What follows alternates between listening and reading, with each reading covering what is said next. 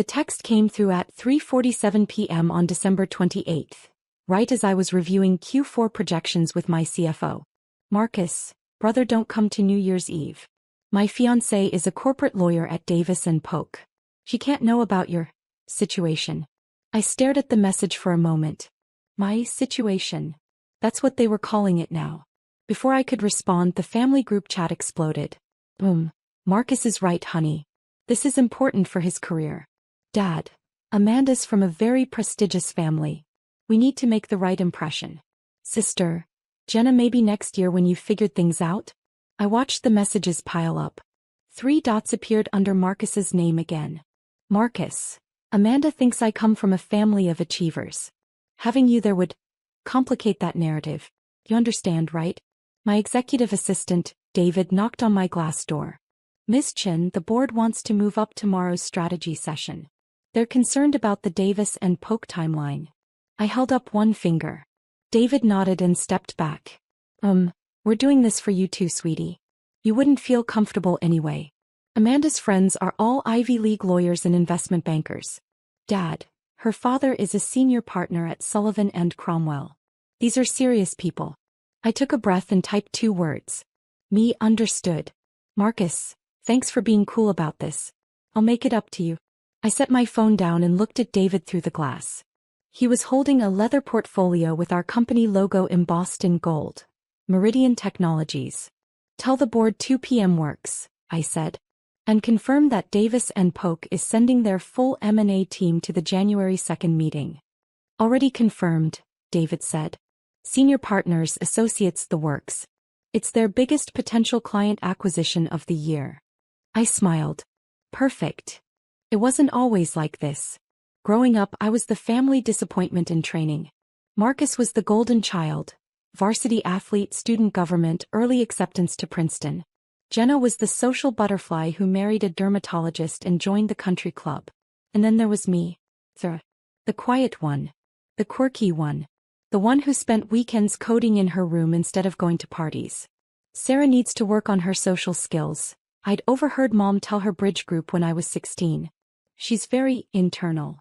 Dad was more direct. Your brother is going to run a Fortune 500 company someday. You need to think about realistic goals. When I got into MIT, there was no celebration dinner. Marcus had just made partner track at his consulting firm, and that was the real news. My acceptance letter stayed on the kitchen counter for 3 days before Mom moved it to file it away. Computer science, Dad had said, not quite hiding his disappointment. Well, I suppose someone has to do the tech support. I graduated at 20. Started my first company at 21. It failed spectacularly within 8 months. The family group chat had been brutal. Dad, maybe it's time to think about grad school. Get an MBA. Something practical. Marcus, I can ask around about entry-level positions if you want to get serious about your career. There's no shame in working for an established company, honey.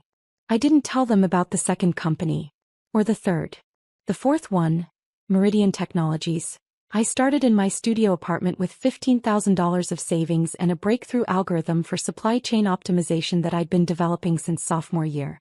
I didn't tell them when we got our first client, a mid-sized logistics company willing to try anything to shave costs. I didn't tell them when that client's efficiency improved by 34% in the first quarter. I didn't tell them when Forbes called for an interview. I didn't tell them when we closed our Series A, $12 million. By the time Meridian hit our Series B, $85 million, led by Sequoia Capital, I'd learned something valuable. My family didn't need to know. They'd made it clear what they thought my ceiling was. I didn't owe them updates on how thoroughly I'd shattered it. At Thanksgiving 2 years ago, Marcus brought his new girlfriend Amanda. Harvard Law, corporate M&A practice at Davis & Polk, family money that went back 4 generations. Amanda just made senior associate, Marcus announced proudly. Youngest in her class. That's incredible, Mom gushed. What kind of law? Mergers and acquisitions, Amanda said, flashing a smile full of perfect teeth. We handle major corporate transactions. Tech sector mostly. He turned to me politely. What do you do, Sarah? I work in tech, I said. Oh, fun. Which company? A startup. Supply chain software. I watched her eyes glaze over slightly. That sounds interesting. Marcus squeezed her hand. Sarah's still trying to find her footing. The startup world is tough. Oh, definitely, Amanda agreed. We see it all the time. Most of them fail. He meant it kindly, sympathetically even. But it's great that you're trying.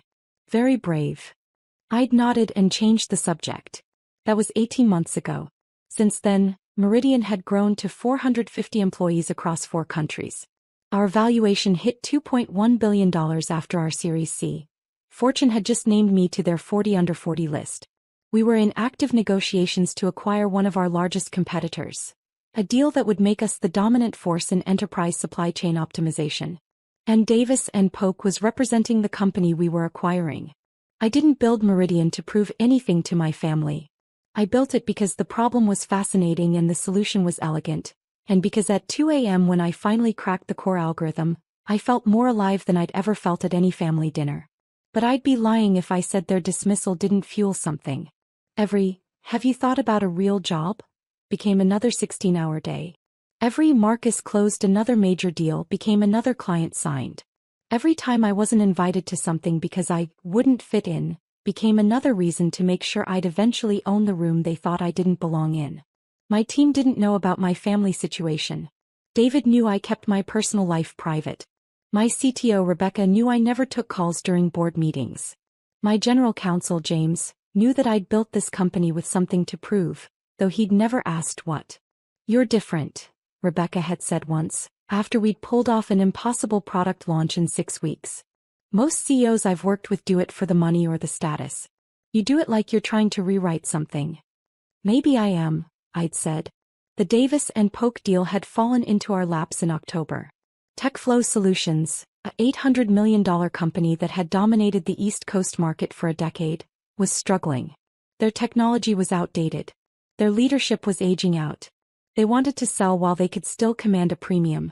We wanted their client list and their market share. Davis and Polk represented TechFlow, which meant Amanda Whitmore, senior associate, was on the deal team. I'd seen her name on the initial disclosure documents. My stomach had dropped. Problem? James had asked, noticing my expression. No, I'd said. No problem at all. I didn't tell him that Amanda was about to marry my brother. I didn't tell him that my family had no idea I was the CEO of Meridian Technologies. I didn't tell him that Amanda had looked at me with pity at Thanksgiving and said, most of them fail. I just told him to proceed with the acquisition. I spent New Year's Eve in my apartment with Thai food and a bottle of very expensive champagne that a client had sent. My phone buzzed throughout the night. The family group chat was active. Photos appeared. Marcus and Amanda at some rooftop party in Manhattan. Mom and Dad in cocktail attire. Jenna and her husband with champagne flutes. Such a beautiful evening. Amanda's parents are lovely. Jenna, can't believe Marcus found someone so perfect. Dad, photo with Amanda's father, he just closed a $2 billion merger. Incredible stories. At 11:47 p.m., a private text from Marcus. Marcus, thanks again for understanding about tonight. Amanda's dad was asking about my family. Easier this way. You know how it is. I stared at the message. Easier this way. I typed, hope you're having fun. I didn't add what I was thinking. In 32 hours, your fiancée is going to walk into the biggest meeting of her career and find out exactly who I am. At midnight, I toasted myself in the mirror. Happy New Year, Sarah. Let's make it interesting. The Davis and Polk team was scheduled to arrive at 10 a.m. I got to the office at 6. Our headquarters occupied floors 47 to 52 of a glass tower in downtown Seattle. My office was on 52 corner view, with the city sprawling below and the mountains in the distance. David was already there with coffee. Today's the day, he said. Final negotiations for TechFlow. Their team confirmed? Full roster. 3 senior partners, 5 associates, paralegal support staff. They're bringing the CEO of TechFlow and their board chairman. And the Davis and Polk associates? David checked his tablet. Amanda Whitmore is listed as second chair on the transaction. She'll be presenting portions of the due diligence findings. I nodded slowly. Perfect. Rebecca appeared in my doorway. You ready for this? TechFlow's trying to renegotiate the earnout provisions. They can try, I said. Our offer is final. James joined us. I've reviewed everything 3 times. We're airtight. This is the cleanest acquisition I've ever structured. I looked at my team. They'd worked for 6 months on this deal. Late nights, weekend calls, endless revisions. They deserved to see it close. And they deserved to watch me do it. Conference room A, I said. I'll present the opening remarks. Rebecca, you'll handle tech integration. James, you've got the legal framework. David, make sure their team has everything they need. You're personally presenting? Rebecca looked surprised. I usually let my team take the lead in negotiations while I observed. Today I am, I said. At 9:45, David knocked. They're in the lobby. Security is bringing them up. I stood and smoothed my jacket. Navy blue Tom Ford, custom tailored. Hermes scarf. Louboutin heels. I dressed carefully. Not to impress. To remind myself who I'd become. The woman who got excluded from New Year's Eve didn't exist anymore. But the woman who built a $2.1 billion company from a studio apartment? She was about to make quite an entrance. Conference room A was our showcase space. 40-foot marble table. Floor-to-ceiling windows. Meridian's logo etched in glass on the far wall.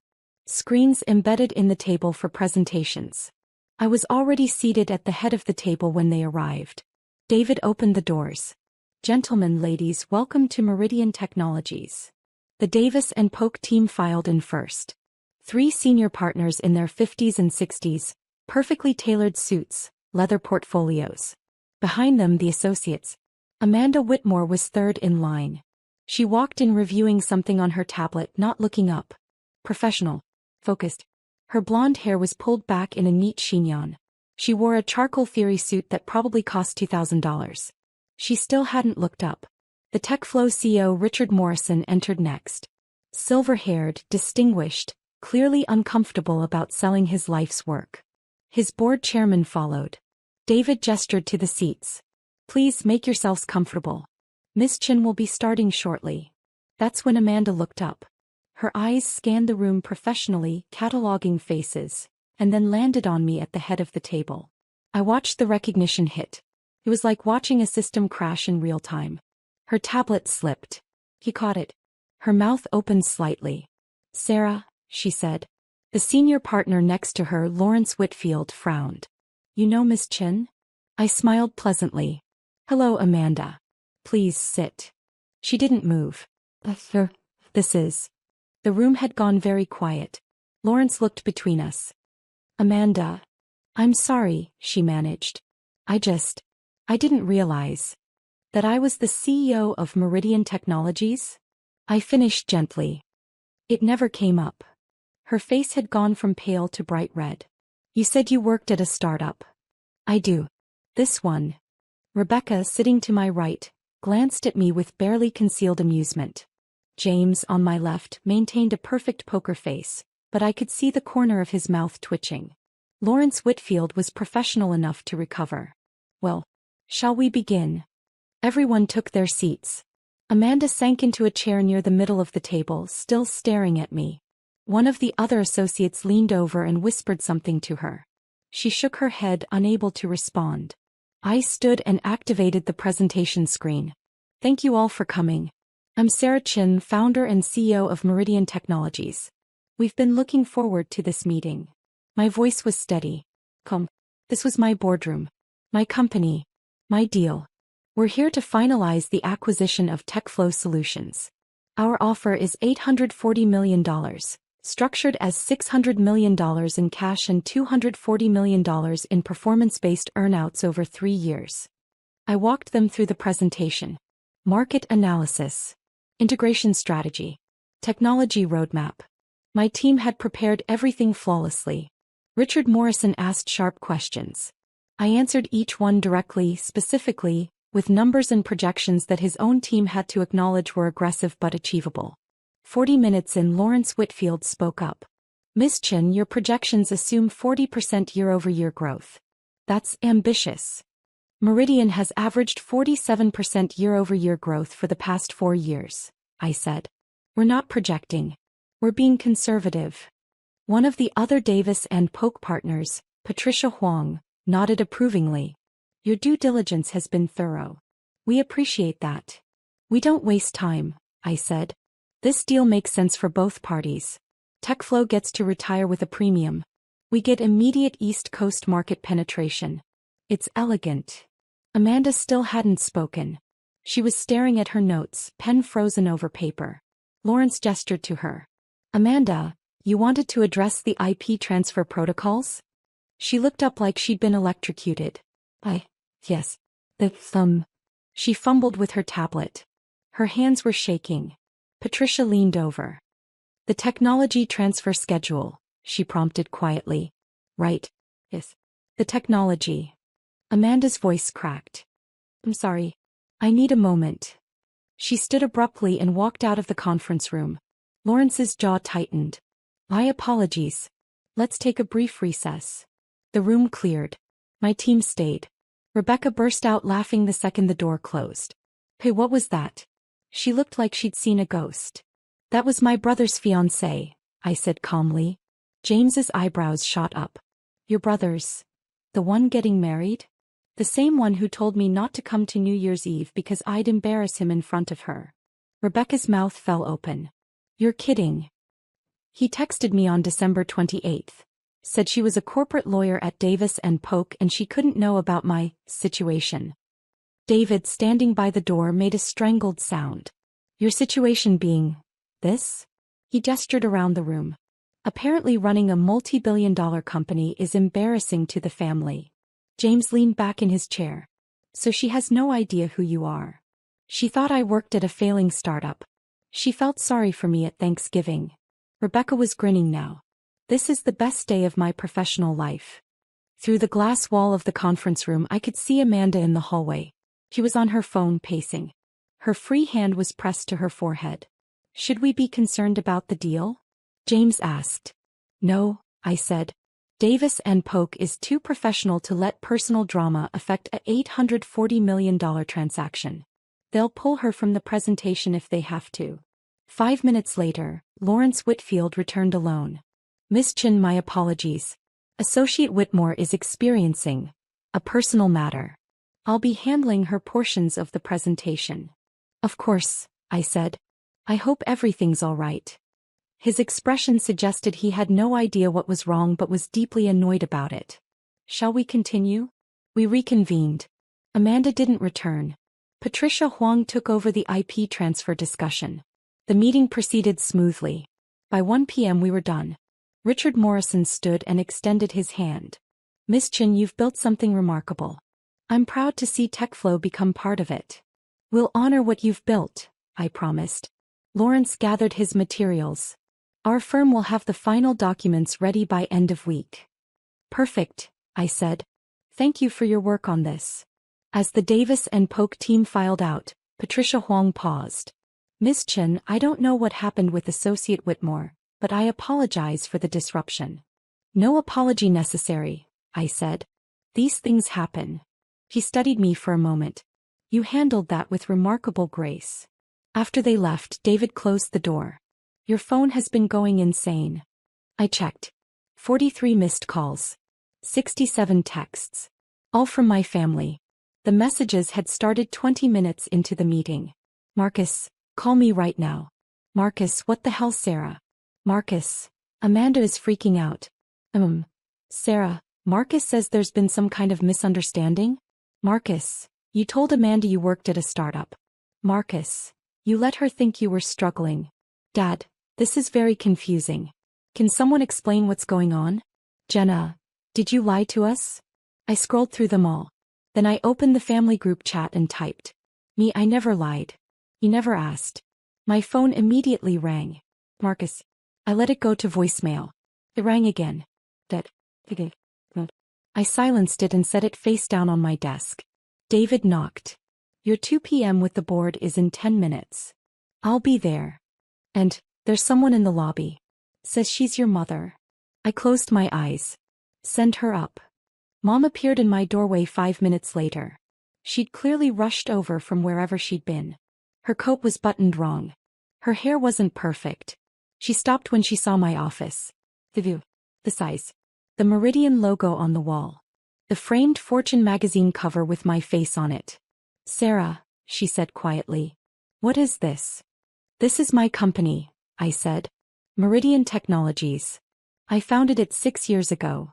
6 years. She sat down slowly in the chair across from my desk. 6 years and you never told us. You never asked what I was doing. You said you worked in tech. At a startup. This is a startup. It's just a successful one. He looked around again, processing. Marcus said Amanda met you. In a boardroom. You were running a meeting. An acquisition meeting. We're buying TechFlow Solutions for $840 million. Davis and Polk is representing them. Amanda's firm. Yes. Mom's hands were shaking. She called Marcus in a panic. He said you were the CEO. He thought she was confused. He thought maybe you were someone's assistant and she got mixed up. I'm the CEO, Mom. I've been the CEO since I started this company in my studio apartment with $15,000. $15,000. She trailed off. I don't understand. When Marcus started his consulting job we thought you were struggling. I was building something. But you let us think. At Thanksgiving when Amanda asked what you did. I told her I worked in tech at a startup. That's true. But you didn't tell her you owned it. She didn't ask. I kept my voice level. She assumed I was failing and felt sorry for me. You all did. Mom flinched. That's not fair. Isn't it? When I got into MIT, Dad said someone had to do the tech support. When my first company failed, you suggested I get a real job. When Marcus made partner at his firm, you threw him a party. When Meridian closed our Series A, $12 million, Mom, I was 23 years old and you didn't even know it happened. You didn't tell us. Because you'd made it very clear what you thought I was capable of. He sat back wounded. So this is, what? Revenge. No, I said. This is me living my life. Building something I'm proud of. You're the ones who decided I was an embarrassment. I just stopped trying to convince you otherwise. Marcus said you ruined his New Year's Eve. I wasn't at his New Year's Eve. That was the whole point. You know what I mean. Amanda is mortified. She told her whole family that Marcus comes from a family of achievers, and then she walks into a meeting and finds out his sister is. She gestured around helplessly. More successful than she expected? You're being cruel. Am I? I stood up. I have a board meeting in 3 minutes, Mom. You're welcome to stay in Seattle and we can have dinner tonight, but right now I have a company to run. She stood too, gathering her coat. At the door she paused. Your father is very upset. I'm sorry to hear that. We thought we knew you. You never tried to know me, I said quietly. You decided who I was when I was 16 and never updated your assessment. She left without responding. The board meeting ran until 4:30. Strategic planning for Q1, budget approvals, discussion of the TechFlow integration timeline. When I returned to my office, David was waiting with a bottle of scotch and 2 glasses. That bad? I asked.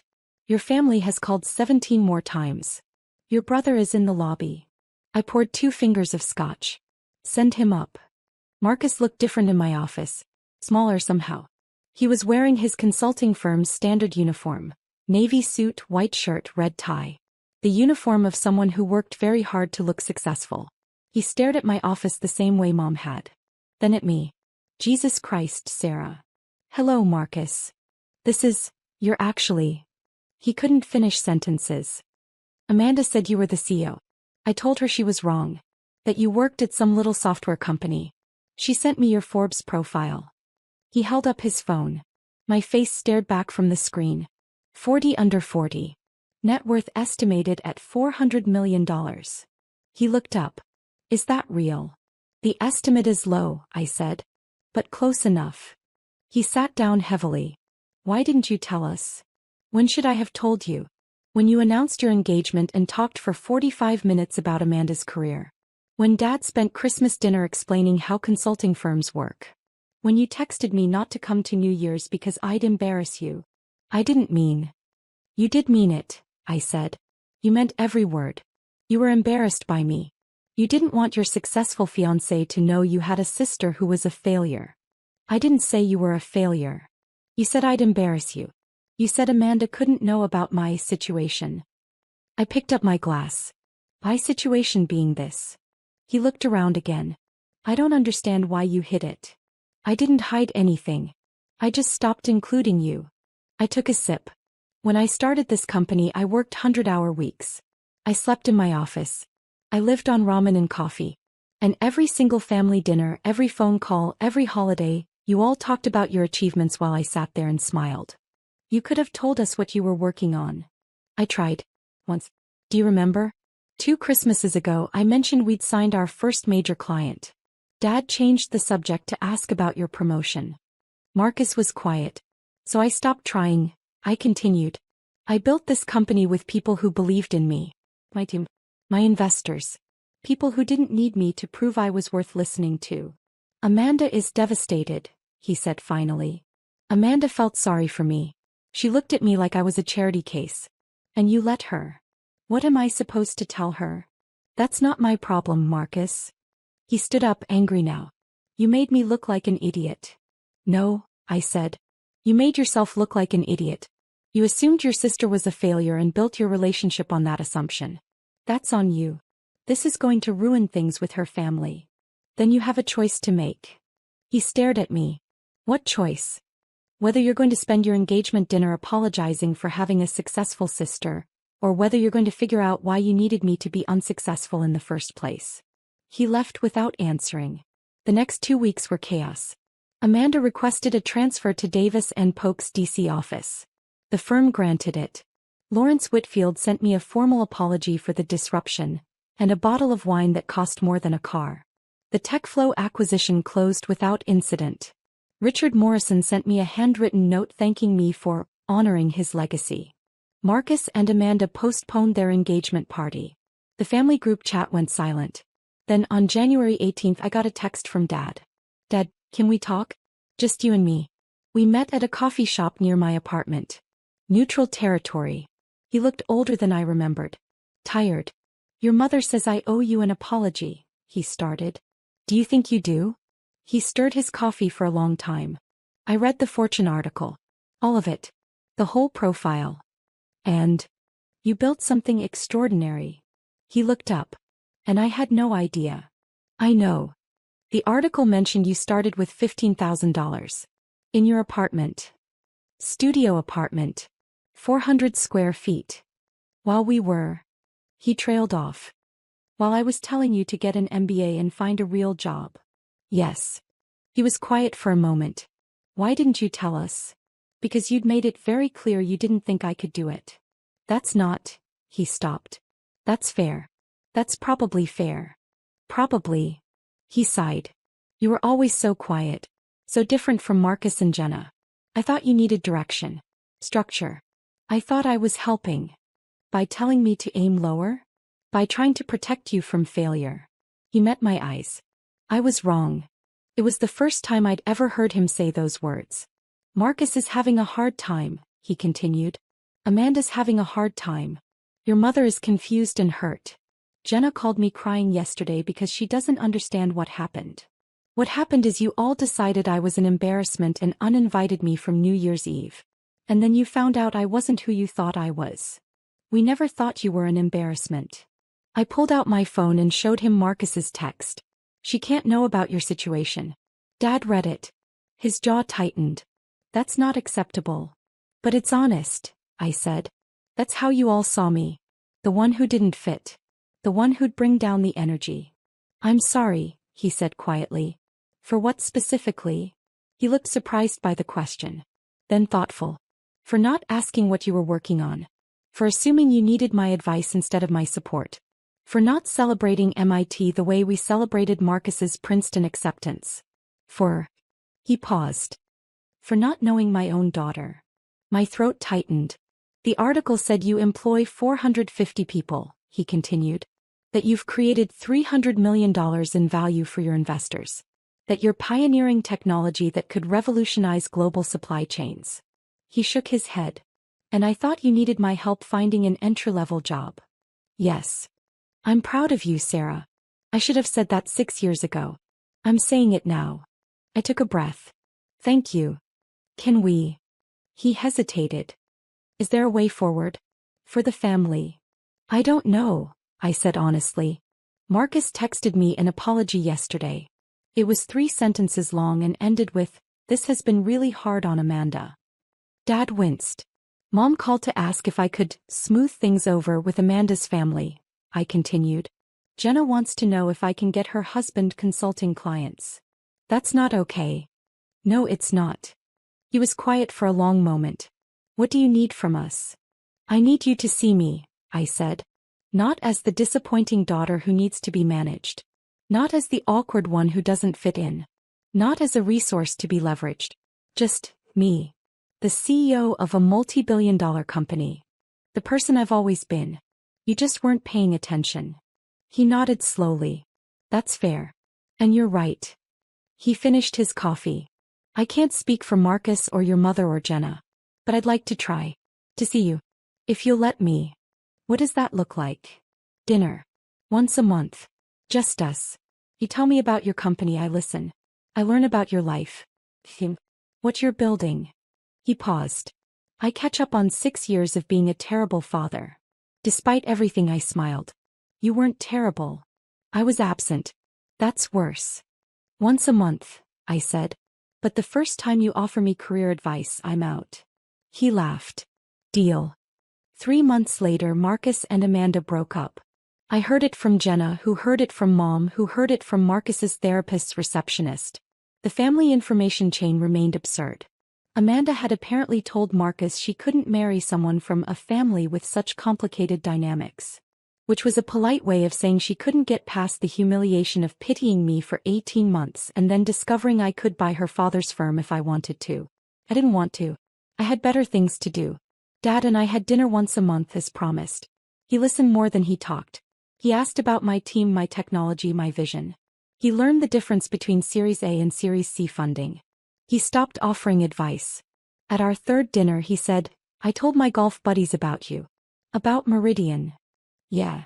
I showed them the Forbes article. They were impressed. Good. One of them asked why they'd never heard me mention you before. He looked uncomfortable. I didn't have a good answer. What did you say?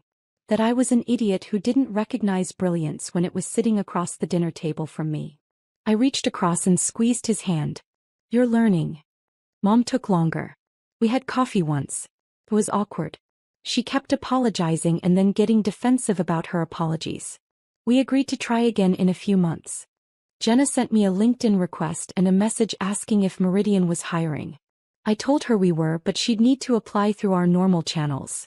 She unfriended me on Facebook. Marcus and I didn't speak for 4 months. Then in April he sent me a real apology. No excuses. No, this has been hard on me. Just I was wrong. I'm sorry. I want to do better. I wrote back, thank you. When you're ready to try, let me know. As for me, I kept building. Meridian acquired TechFlow successfully. We integrated their team, modernized their technology, and expanded into 6 new markets. Our revenue grew 53% year over year. Forbes upgraded my 40 under 40 profile to a full cover feature. The headline, The Quiet Billionaire, How Sarah Chin Built an Empire While Her Family Wasn't Looking. I framed it and put it on my office wall. Not for them. For me. A reminder that the only person who needs to believe in you is you. And that sometimes the best revenge isn't revenge at all. It's success so undeniable that the people who dismissed you have to recalibrate their entire understanding of who you are. The morning after the Forbes cover came out, I got a text from Marcus. Marcus, saw the cover. You look good. Me, thanks. Marcus, for what it's worth. I'm glad I was wrong about you. I stared at the message for a long time. Then I typed. Me, I'm glad you're starting to figure that out. Coffee sometime? Marcus, I'd like that. It wasn't forgiveness. Not yet. Maybe not ever. But it was a start. And sometimes that's enough. Sarah Chen's story reminds us that the people closest to us don't always see us most clearly. Sometimes we have to build our lives despite their expectations, not because of them. And sometimes, just sometimes, they eventually catch up.